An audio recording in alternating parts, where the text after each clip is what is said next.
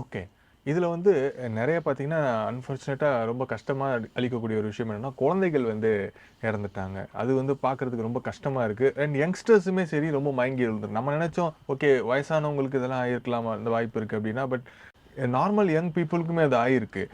So இந்த மாரி குழந்தைகள கூட்டு போம்போது, இந்த மாரியான ஒரு விஷயங்கள்ல மாட்டிக்கிறாங்க அப்டின்னா, அது எப்படி வந்து நம்ம குழந்தைகள சேவ் பண்றது?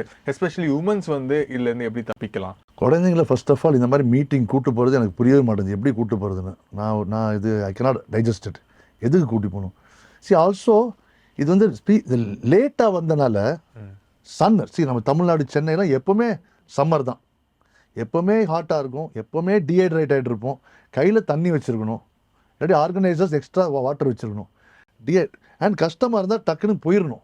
ஆனால் இந்த சுச்சுவேஷன் போகவும் முடியாத மாதிரி சுச்சுவேஷன் எக்ஸிட் ஆக முடியாத மாதிரி சுச்சுவேஷன் இருந்துச்சு. எக்ஸாக்ட்லி நம்ம இந்த சென்னையில நடந்த அந்த ஏர் ஷோக்குள்ள கூட நிறைய பேருக்கு அந்த எக்ஸிட் ஆக முடியாம மாட்டிக்கிட்டாங்க. ஸோ அதான் ஸ்டாம்பீடு. ஒருத்தங்க மேல இன்னொருத்தங்க மேல போய் அப்படியே கிரஷ் ஆகி டை லிட்டரலி. ஸோ இது அவாய்ட் பண்ண வேண்டியவங்களாம் யார் யார் சார்? இந்த மாதிரியான க்ரௌட்ஸ் அவாய்ட் பண்ண இது காமன் சென்ஸ் தான்.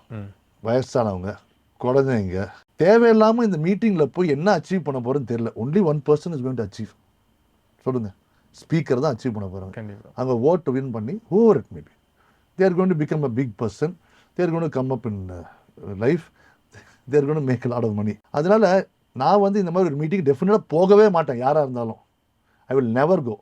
Maybe if my son is my daughter is taking part in election, அவங்களுக்காக நான் போவேமே தவிர இன்னொருத்தரை வந்து ஒரு ஹீரோ வர்ஷிப் பண்ணிட்டு வாவுன்னு சொல்லி அவங்க பேசுறதை போய் உட்காந்து கேட்டு டைமை வேஸ்ட் பண்ணிட்டு I will never do. That is me. அந்த டைமை வந்து we can spend with the family, we can spend making money, we can spend doing business, you can spend sleeping.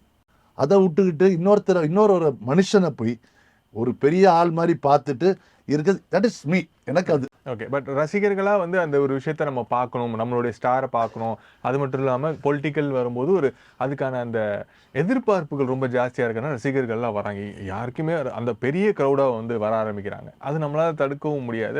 தடுக்க வேணாம். பட் இது ஏன் மென்டாலிட்டி வந்து வாட் இஸ் ஒரு எந்த சூப்பர் ஸ்டாரா இருந்தாலும் யாரா இருந்தாலும் நம்ம முதல்ல பார்த்துக்கணும். நம்ம வந்து ஒரு சினிமா பார்த்தாலோ அவங்க போய் பிரச்சாரம் பண்றாங்க அதை போய் பார்த்தாலோ யாருக்கு benefit? Only one person benefits and their team. நமக்கு இதில் பெனிஃபிட்டே ஜீரோ. இன்ஃபேக்ட் லாஸ் தான். வெதர் யூ ஒரு ஸ்டாம்பீடில் இருக்கமோ இல்லையோ, there is only a loss for you. நான் யாரையும் இலக்காரமாக சொல்லலை. பட் திங்க் ப்ராக்டிக்கலாக பார்த்தா இதுதான் உண்மை.